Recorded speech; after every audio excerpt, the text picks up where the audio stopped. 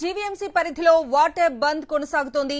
3 లక్షల ఇంటి కుళాయిలకు మంచినీటి సరఫరా నిలిచిపోయింది.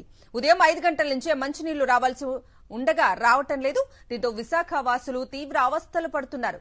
మరోసారి మేయర్తో చర్చలకు వెళ్లనున్నారు వాటర్ సప్లై ఉద్యోగులు. చర్చలు సఫలమైతేనే నీటిని విడుదల చేస్తామంటున్నారు వాటర్ సప్లై ఉద్యోగులు. జీవీఎంసీ చరిత్రలో మంచినీటి సరఫరా ఆగిపోవటం ఇదే మొదటిసారి అంటున్నారు. జీవీఎంసీ పరిధిలో వాటర్ బంద్ కొనసాగుతుంది. ఇదే అంశానికి సంబంధించి పూర్తి అప్డేట్స్ అందించడానికి మా ప్రతినిధి అనిల్ లైవ్ లో జాయిన్ అవుతున్నారు. అనిల్, చెప్పండి, జీవీఎంసీ పరిధిలో వాటర్ బంద్ కొనసాగుతున్నట్లుగా చూస్తూ ఉన్నాం. పూర్తి అప్డేట్స్ ఏంటి దీనికి సంబంధించి?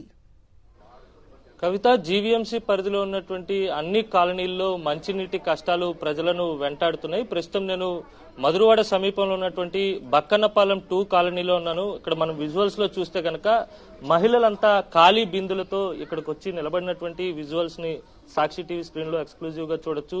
గడిచిన 2 రోజులుగా వీరికి పూర్తిగా నీరు లేనటువంటి సందర్భం నెలకొంది.